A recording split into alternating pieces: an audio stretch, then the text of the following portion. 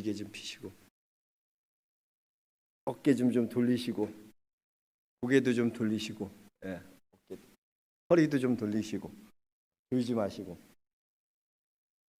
벚꽃이 너무 아름답게 펴갖고 유혹이 돼요. 그죠? 지금 보니까 우리 교인들 중에도 지금 오예배 안 드리고 벚꽃 놀이 가신 분들이 많은 것 같아요.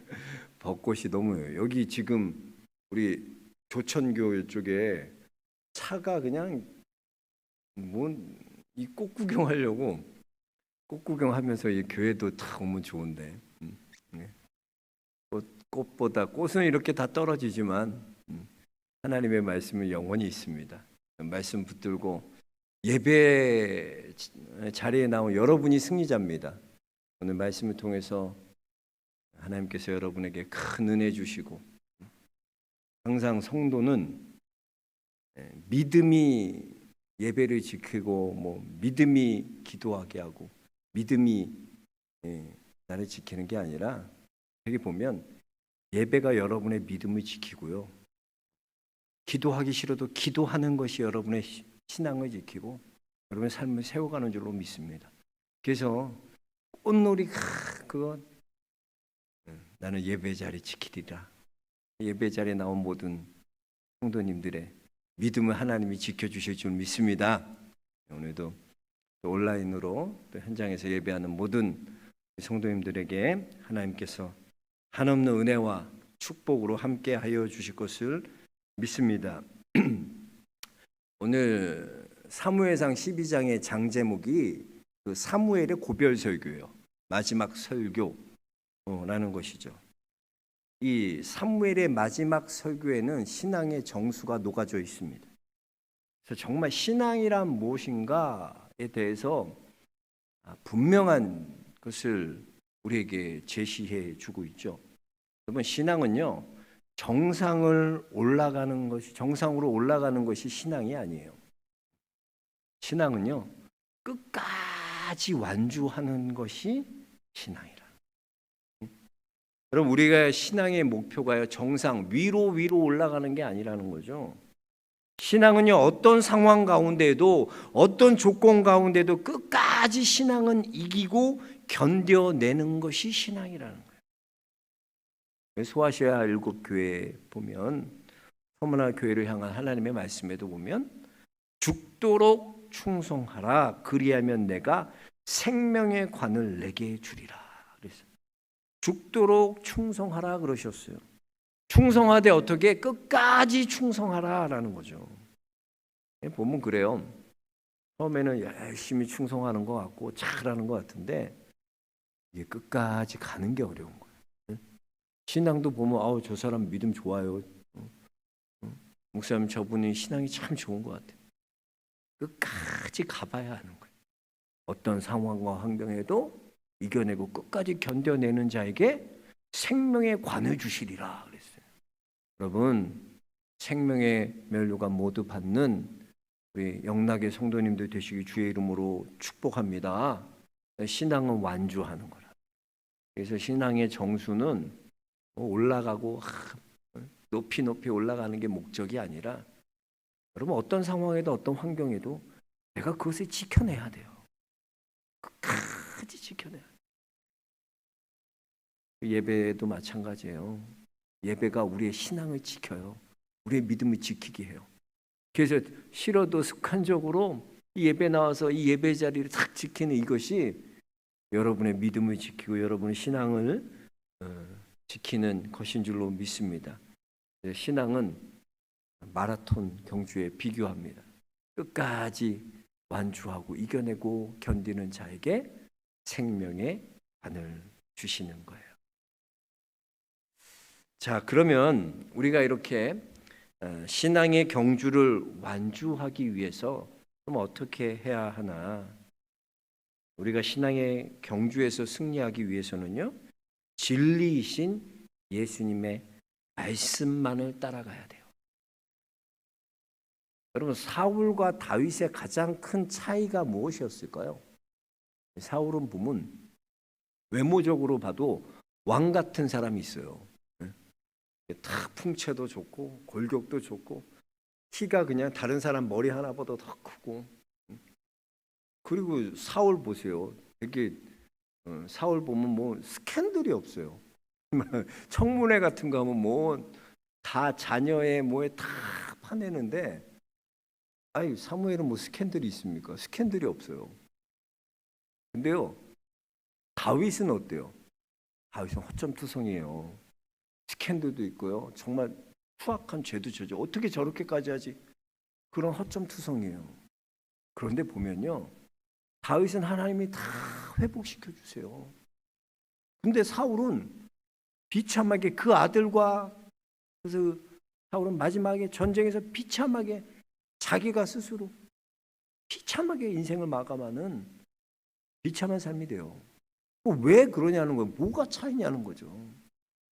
사울은요, 하나님의 말씀인 진리를 따라가지 않고, 사울은 백성들의 소리에 귀 기울이는 왕이었기 때문에 잘 알아야 돼요.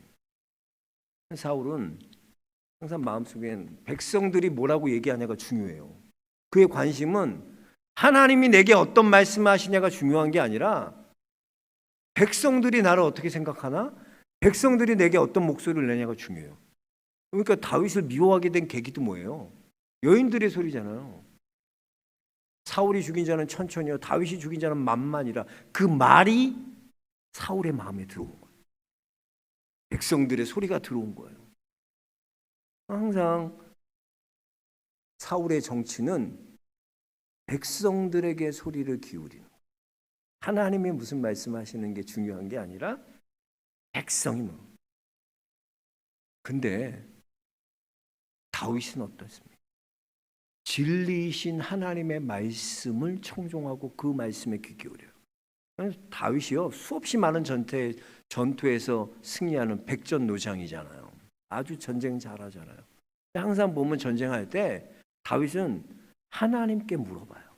하나님, 이 전쟁 어떻게 할까요? 하나님이, 그래 내가 그들을 네 손에 붙여주리라. 하나님, 여기 올라갈까요 말까요? 기다릴까요? 어떻게 싸울까요? 하나님, 하나님이 말씀하신 그대로. 여러분, 주의 말씀이 내 발의 등이요 주의 말씀이 내 길의 빛이니이다 그랬어요. 하나님의 말씀이요 내 길을 비추고요, 하나님의 말씀이 내 발의 등이 되고 진리고, 내가 그것 따라가야 돼요. 진리 대신 하나님의 말씀 외에 다른 것들 따라가면 안 되는 거예요. 다윗은 진리 대신 하나님의 말씀을 따라갔어요. 그래서 때로는 넘어지고 좌절하고 실패하고 어려움 겪게 되지만 마지막엔 하나님 다 다윗을 회복시켜 주시는 것입니다. 오늘 본문에도 읽었지만요, 이 이스라엘이 왕정국가, 그러니까 이 왕을 세운 이유가 뭐예요? 이들은 왕이 사실은 필요 없어요. 왜요? 이스라엘은 신정국가, 하나님이 다스리는 나라이기 때문에요. 하나님이 그러잖아요. 너는 나의 소유된 백성이요, 거룩한 나라요, 하나님의 소유된 너희 백성이다. 하나님께서는 이스라엘을 택하셔서 하나님의 구별된 백성으로 만드시고 다스리시길 원하셔서 그들을 택하시고 부르셔서 하나님의 약속의 땅에 집어넣으신 거예요. 그래서 여러분, 젖과 꿀이 흐르는 땅이라는 것은 뭐 그 땅이 꿀단지가 있어서 젖과 꿀이 흐르는 땅이 아니라는 거예요. 젖과 꿀이 흐르는 땅, 그 땅은 하나님을 의지하지 않고는 살 수 없는 땅. 그래서 하나님 백성이 하나님만 의지하도록 살고 만들어 가시는 땅, 그 땅이 하나님이 원하시는 나라였어요. 그러니까 하나님 왕이 필요 없어요. 거기에는. 왜? 하나님이 왕이 되셔야 돼요. 하나님 다스리시는 신정국가라고. 근데 그들은 어때요? 그걸 원하지 않는 거예요. 왕을 세우고 조직을 세우고 시스템을 만들어서 나라를 이끌어 가겠다는 거예요. 자기 힘으로, 자기 조직으로, 자기 시스템으로 살아보겠다는 거예요. 하나님 은혜가 아니라, 하나님 은혜 필요 없어요. 나 내 힘으로 한번 좀 살아볼게요. 내 능력으로 왕을 세워갖고요, 이 왕을 통해서 정치를 하고요, 왕을 통해서요 시스템을 만들고요, 조직을 만들어서 나라가 잘 하나님 없이도 굴러가게 그렇게 만들겠습니다. 그래서 다른 나라와 같이 우리도 왕을 세우겠습니다. 정치로 그들은 잘 살 수 있다고 생각하는 거예요. 여러분 꼭 기억하시기 바랍니다. 정치가 우리를 잘 살게 합니까? 여러분 어때요? 정치꾼들은 꾼이라고 그러죠. 정치는 꾼들이라고. 대부분 사기꾼들이야. 여당, 야당 마찬가지야. 누가 잡으면 잘하겠다? 아니 그렇게 되냐는 거예요. 안 돼요. 그게 도찐 개찐이야. 똑같아 누가 하든. 정치로 우리가 뭐 변화된다? 정치가 뭐 좋은 사람이 있어서 우리가 수많은 역사를 보면 역사 속에서 보면 얼마나 많은 지도자들이 나왔어요. 근데 그게 되냐는 거예요. 다 감옥 가지. 우리나라처럼 부끄러운 지도자들이 감옥 간 사람들이 어디 있어요? 다 감옥 가잖아. 다 감옥 가잖아. 끝나면 무서워. 이제 어떻게 되지? 그런 거예요. 정치가 여러분 우리를 잘 살게 한다? 그런 기대를 하지 마세요. 우리는 정치로 사는 게 아니라 하나님 은혜로 사는 하나님의 백성임을 믿으시기 바랍니다. 은혜 버리고 정치 따라가는 거예요. 잘 살아보겠다고 한번 내가 이렇게 하나님 은혜 버리고 시스템 만들고 조직 만들고 왕 세워서 잘 살아보겠다는 거예요. 그래서 되는 게 아니에요. 사무엘은요 철저하게 하나님의 공급만으로 하나님의 은혜를 체험하며 살았어요. 그러면 사무엘에 보면요 힘 있는 위치에 있을 때 보면 내가 이거 힘 있을 때 많이 벌어두고 잘해야지. 능력 있을 때 많이 빼앗아서 그러잖아요. 우리 3절 한번 읽어봅시다. 3절 12장 3절 한번 읽어보세요. 3절 시작. 내가 여기 있나니 여호와 앞과 그의 기름 부음을 받은 자 앞에서 내게 대하여 증언하라. 내가 누구의 소를 빼앗았느냐, 누구의 나귀를 빼앗았느냐, 누구를 속였느냐, 누구를 압제하였느냐, 내 눈을 흐리게 하는 뇌물을 누구의 손에서 받았느냐, 그리하였으면 내가 그것을 너에게 갚으리라 하니. 다 그 사무엘의 삶이 어떤 삶이었다는 거야. 나는 하나님이 공급해 주는 은혜로 사는 사람이지 그걸 체험하며 누리며 살아가는 거지 어떤 세상 것으로 나는 살아가지 않는다는 거예요. 여러분 한번 사람이 보세요. 대통령이 되고 대통령 만드는 사람 되고 뭐 하면 한 자리라도 꼭 하고 싶어 해. 힘 있고 능력 있을 때 최대한 빼내야지. 그런 거 아니에요? 세상 논리가 그거 아니에요? 국회의원 됐을 때 내 거 잘 밥그릇 챙겨야지. 왜? 힘 있고 능력 있으면 그거 채우려고 해요. 그러나 여러분 사무엘은 그렇게 하지 않았다니까. 왜? 내가 그걸로 공급해서 살아가는 존재가 아니기 때문에 나는 하나님이 공급해 주시는 은혜로 살아가는 거기 때문에 세상의 것으로 연연하지 않는다는 거예요. 얼마나 멋있어요. 그러니까 누구를 압제하고 누구 소 뺏고 왜 그래요? 힘 있을 때 해둬야 된다는 거야. 우리는. 네? 사무엘은 그렇게 하지 않았다. 그렇게 해서 벌어들이지 않고 그렇게 해서 내가 내 이익 추구하지 않았다. 왜? 나는 은혜로 사는 사람이지 내가 무슨 세상 것으로 그걸로 사는 사람이냐. 나는 하나님이 공급해 주는 하나님의 은혜로 사는 사람이다. 사무엘은 그걸 자기 이야기를 얘기해 주고 있는 거예요. 여러분은 뭐로 사는 사람이에요? 내가 하나님 은혜로 산다고 말하면서 정말 우리가 하나님의 은혜를 공급받으며 하나님의 은혜를 체험하며 살아갑니까? 여러분 사람에게 구하지 마세요. 항상 그 아버지한테 그거 사람에게 뭐 필요한 거 구하지 마라. 사람이 날 도와줄 것 같은데 사람이 도와주지 않아요. 나는 하나님이 공급해 주셔. 하나님께 구하는 거예요. 여러분 어려운 일이 있으면 하나님께 구해야죠. 공급해 주시는 이가 하나님인데 엉뚱한 데 가서 구하고 있으니까 그게 될 일이 있나. 생각해 보세요. 주시는 이가 하나님이라 그러면서 구하는 건 누구한테 구해요? 다 사람한테 구하고 아버지한테 구하고 어머니한테 구하고 친구한테 구하고 동료한테 구하고 위치 높은 자에게 구하고 다 그러고 살아가요. 아니라는 거예요. 공급해 주시는 하나님, 구하라 그리하면 주실 것이요 찾아라 그리하면 찾아낼 것이요 문을 두드리라 그리하면 너에게 열릴 것이니 주님이 공급해 주신다는 거예요. 아멘. 주님이 공급해. 그 주님께 구하는 삶. 사무엘은 이제 고별 설교를 통해서 이스라엘의 그거, 야, 나는 하나님이 공급해 주는 사람으로 은혜로 사는 사람이지 내가 무슨 힘 있고 있었다고 너희들 압제하고 빼앗고 세상 것에 연연하며 살지 않았다. 나는 하나님의 은혜로 사는 사람입니다. 여러분한테도 이 고백이 있길 주의 이름으로 축복합니다. 나는 하나님 은혜로 사는 사람이다. 나는 하나님 공급으로 사는 사람이다. 하나님이 공급해 주시는 그 은혜로 살아가는 복된 삶 되시기 주의 이름 축복합니다. 자, 그러면 마지막 설교에서 사무엘이 권면한 것은 뭘까? 우리 세 가지만 좀 생각해 보면서 함께 은혜 나누겠습니다. 우리 17절부터 21절까지 말씀 다시 한번 17절부터 21절까지 말씀 한번 읽어보겠습니다.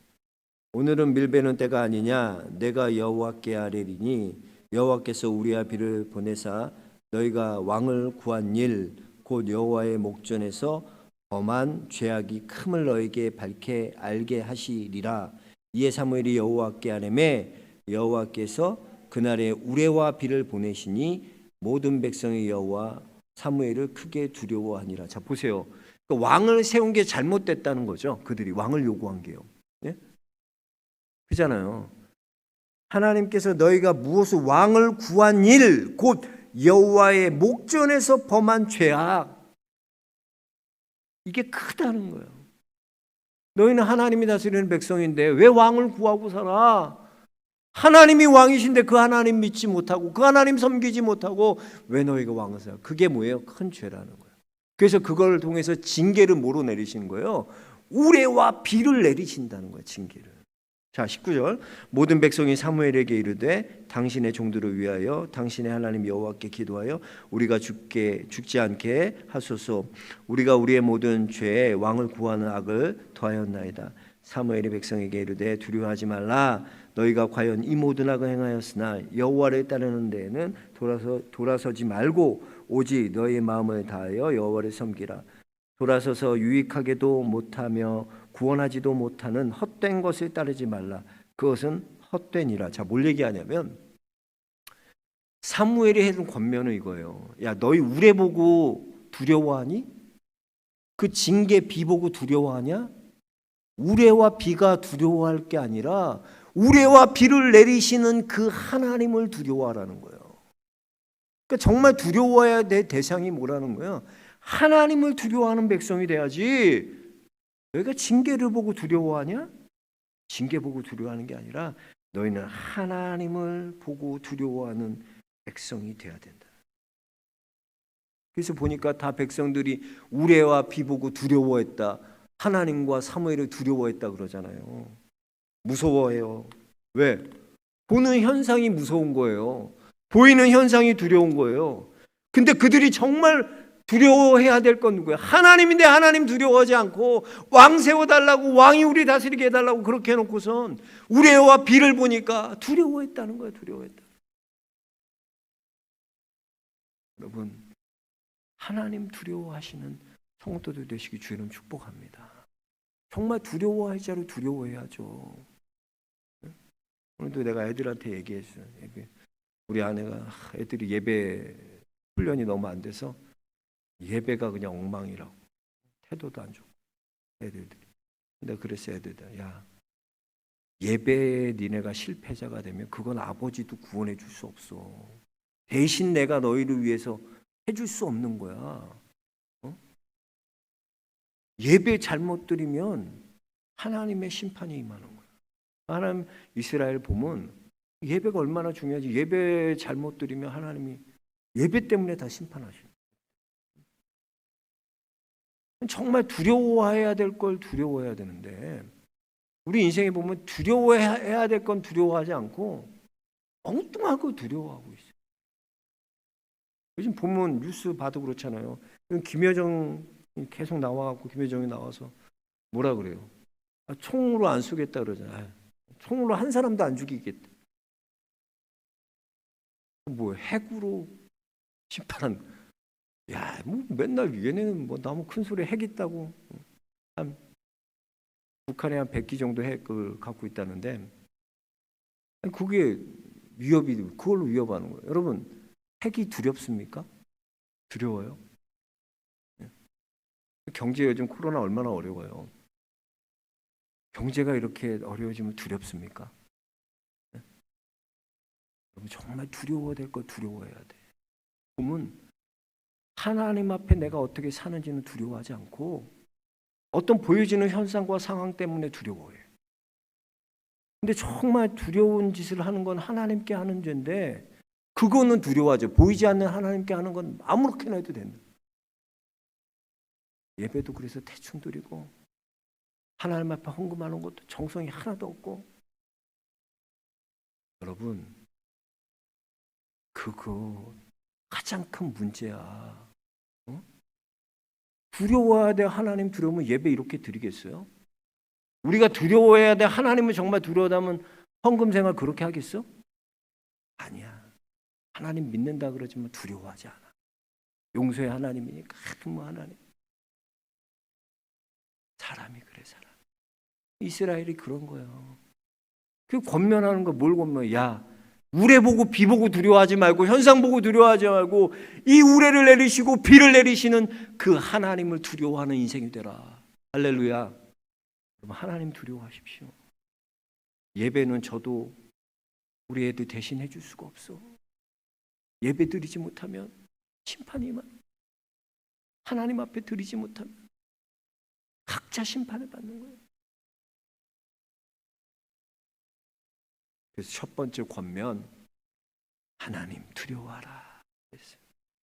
두 번째 권면은 뭐냐면, 우리 22절 한번 같이 읽어보겠습니다. 시작. 여호와께서는 너희를 자기 백성으로 삼으신 것을 기뻐하셨으므로 여호와께서는 그의 크신 이름을 위해서라도 자기 백성을 버리지 아니하실 것이요. 이게 이들에게 주는 희망이에요. 하나님이 너희를 백성 삼으신 걸 기뻐하신다는 거예요. 하나님이 너희를 사랑하신다는 거예요. 여러분, 하나님이 사랑하면요, 기쁨이야. 기쁜 거예요. 사랑이 커진다는 건 기뻐할 것이 많아진다는 거예요. 뭘 봐도 기쁜 거예요. 우리 애들 보면 이제 주영이가 귀여울 때잖아요. 막내 5살짜리. 걔는 뭘 해도 귀여워. 왜? 그 존재 자체가 기쁨이 되고, 그 존재 자체가 그때 그 시기가 내게 가장 기쁨을 주는 시기야. 5살짜리가 뭘 나에게 해주겠어요? 뭘 아빠를 위해서 뭘 해주는 거 하나도 없어. 근데 내가 사랑하니까 그 자체가 기쁨이 되는 거야. 존재 자체가 기쁨이 되는 거야. 하나님은 우리를 보실 때 왜 기뻐하세요? 내가 보면 엉망으로 살고, 하나님 앞에 잘하지도 못하고, 맨날 하나님 배반하고 십자가에 못 박는 사람인데 왜 날 사랑하시나? 하나님이 나를 백성으로, 너를 백성으로 만들어 삼으신 걸 기뻐하신다. 너희는 하나님 앞에 돌아가면 하나님이 버리지 않으냐 하신다는 거예요. 우리 로마서 8장 한번 펴보세요. 이거는 이 하나님의 사랑을 우리가 이거는 찾아서 읽어야 돼요. 로마서 8장 한번 다 찾아보세요. 한 번도 빠짐없이 주님이 우리 어떻게 사랑하시는지 여기에 기록하고 있는데, 로마서 8장 31절에서 39절까지 로마서 250면쯤 있어요. 신약성경 250면쯤 있어요. 250. 로마서 8장 다 찾았어요? 8장 다 찾았어요? 뭐 이렇게 오래 걸려. 8장 31절에서 39절 우리 다 같이 한번 읽어보겠습니다. 그런즉 일에 대하여 우리가 무슨 말을 하리요? 만일 하나님이 우리를 위하시면 누가 우리를 대적하리요? 자기 아들을 아끼지 아니하시고 우리 모든 사람을 위하여 내주신 이가 어찌 그 아들과 함께 모든 것을 우리에게 주시지 아니하겠느냐. 누가 너희 하나님께서 택하신 자들을 고발하리요 의롭다 하신 이는 하나님이시니 누가 정죄하리요. 죽으실 뿐 아니라 다시 살아나신 이는 그리스도 예수시니 그는 하나님 우편에 계신 자요 우리를 위하여 간구하시는 자니시라. 누가 우리를 그리스도의 사랑에서 끊으리요. 환난이나 곤고나 박해나 기근이나 적신이나 위험이나 칼이라 기록된 바 우리가 종일 주를 위하여 죽임을 당하게 되며 도살당할 양같이 여김을 받았나이다 함과 같으니라. 그러나 이 모든 일에 우리를 사랑하시는 이로 말미암아 우리가 넉넉히 이기느니라. 내가 확신하노니 사망이나 생명이나 천사들이나 권세자들이나 현재일이나 장래일이나 능력이나 높음이나 깊음이나 다른 어떤 피조물이라도 우리를 우리 주 그리스도 안에 있는 하나님의 사랑에서 끊을 수 없으리라. 아멘. 이 말씀은 아멘으로 받으세요. 여러분 가운데 어떤 어려움 때문에 마음이 힘들고 고통 가운데 있고 아무도 날 사랑해주고 나를 지켜주지 않은 사람이 한 사람도 없다고 생각될 때 이 하나님의 말씀 로마서 8장 31절에서 39절 이 하나님의 말씀을 여러분 읽고 묵상하시기 바랍니다. 하나님이 여러분을 얼마나 사랑하시는지. 그래서 사무엘의 권면은 내가 너를 얼마나 하나님이 너희를 얼마나 사랑하시는지 너희가 알게. 여러분 하나님이 여러분 사랑하십니다. 그 사랑을 아멘으로 받으시는 믿음의 성도 되시기 주의 이름 축복합니다. 세 번째 이 사무엘의 권면은 뭐냐? 우리 23절입니다. 다시 본문으로 넘어와서 사무엘상 12장 다시 23절 같이 읽겠습니다. 나는 너희를 위하여 기도하기를 쉬는 죄를 여호와 앞에 결단코 범하지 아니하고 선하고 의로운 길을 너희에게 가르칠 것인즉. 그랬어요. 자, 이 사무엘의 마지막 권면 뭐야? 기도하기를 내가 쉬는 죄를 너희를 위해 내가 기도하기를 쉬는 죄를 결단코 범하지 않겠다. 기도를 쉬지 않겠다. 따라하겠습니다. 기도를 쉬지 않겠다. 기도는요. 여러분에게 은혜가 임하는 스위치가 기도야. 그래서 우리가 이 스위치를 탁 누르면 은혜가 우리에게 탁 임한. 하나님의 은혜 있는 안에 있는 자녀들은요. 기도하기를 쉬는 죄를 범하면 안 돼. 그게 죄예요.